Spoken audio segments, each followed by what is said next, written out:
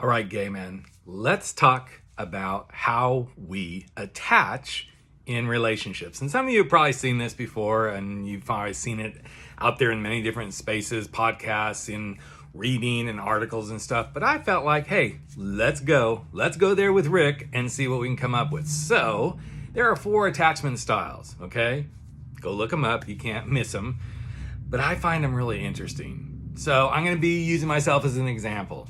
When I first got into my long-term relationship with my husband, I was a fearful, avoidant, attachment sort of person.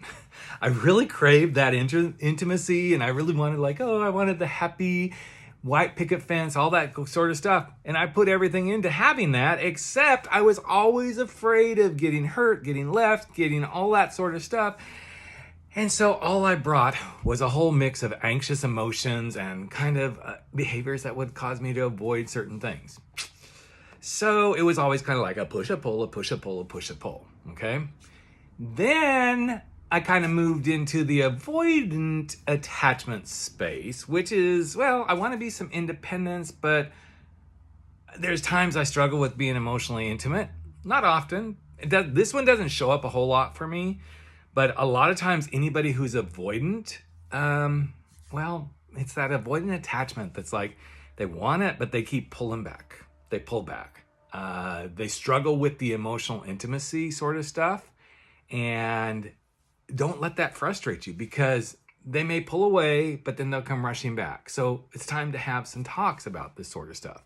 But what happens with them is they can feel really overwhelmed really quickly. Which brings us to our anxious avoidant, okay? Been there, done that. Ooh, that's a fun ride. I really crave closeness, okay?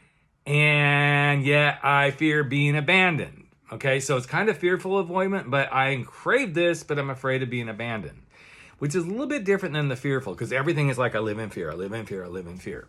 In anxious, you want it, but then you're afraid of being abandoned. And you consistently need reassurance to help you get through the anxiousness. And when your partner pulls away, even at the little tiniest thing, you're like, ah! Yes, do it with me. Ah! Okay.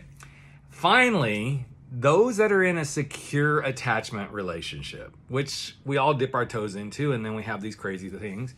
You're comfortable. You love your intimacy, you have your independence, you can see each other for who and what you are, you trust your partner, you tend to communicate pretty good, always working on that one, that's a biggie in most relationships, and you try to handle conflict in a healthy way. So, which are you? That's my question today.